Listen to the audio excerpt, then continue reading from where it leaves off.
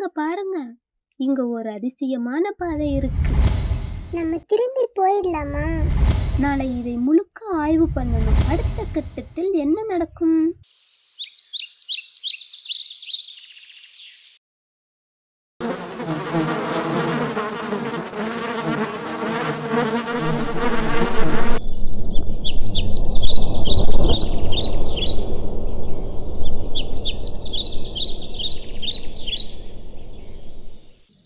அந்த மர்மமான பாதையை கடந்த பிறகு மைலி, கனி, சிர்சி மூவரும் காட்டின் இன்னும் ஆழமான பகுதியில் புகுந்தனர்.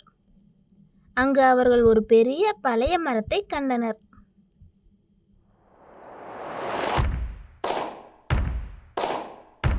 வாவ், அங்க பாருங்க, எவ்வளவு பெரிய மரம்! ஆனா பாருங்களேன், மரத்தோட இலைகள் கருகி விழுந்துகிட்டே இருக்கு. ஏதாவது தப்பா நடக்குதோன்னு தோணுது. அவர்கள் அருகே சென்று பார்ப்பதற்கு முடிவெடுத்தார்கள். ஆனால் மரம் மட்டுமல்ல, அதன் அடியில் வண்டுகள், பூச்சிகள் பெருகி மரத்தை வீழ்த்தி கொண்டிருந்தன. இந்த மரம் ஒரு காலத்துல நம்ம எல்லாருக்கும் தஞ்சம் கொடுத்த மரம் போல இருக்கு. ஓஹோ, நம்ம முன்னோடிகள் கூட இங்க இருந்திருக்கலாம். நம்மளால் இதை காப்பாற்ற முடியுமா? மைலி, கனி, சிர்சி மூவரும் அந்த மரத்தை காப்பாற்ற திட்டமிட்டனர். ஆனால் அதற்கான வழி என்ன? முதல்ல அந்த பூச்சிகளை தடுக்கணும்.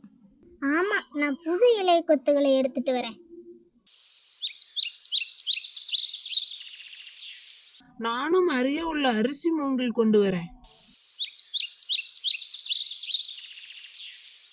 அவர்கள் டீம் ஒர்க் மூலம் பூச்சிகளை விரட்டும் திட்டம் தீட்டினர். சிர்சி, இங்க கொண்டு வா. கனி, நீ இங்க ஒட்டி வை. நம்ம வேகமா செய்யணும், நமக்கு ரொம்ப நேரம் இல்லை.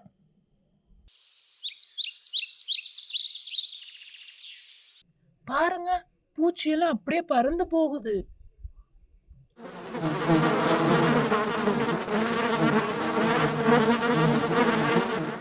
அவர்கள் தொடர்ந்து மரத்தை காப்பாற்ற போராடினர். மரத்தின் இலைகள் மெதுவாக பசுமையாக மாறத் தொடங்கின.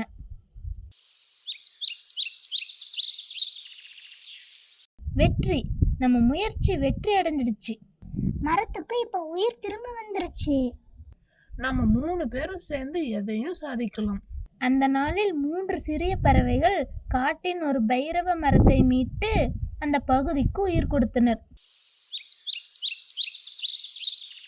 நாளையும் புதிய சாகசம் நம்மளுக்கு காத்திருக்குது. ஆமா, நாம இன்னும் ஆழமான காட்டுக்கு போகணும். அங்க என்னமோ நம்ம எதிர்பார்க்காத புதிரெல்லாம் இருக்கலாம். அடுத்த பயணத்தில் என்ன நடக்கும்? புதிய நண்பர்கள் சேரப்போகிறார்களா? சாகசம் இன்னும் எத்தனை? தெரிந்து கொள்ள குயில் ஸ்டோரி டைமில் சந்திப்போம்.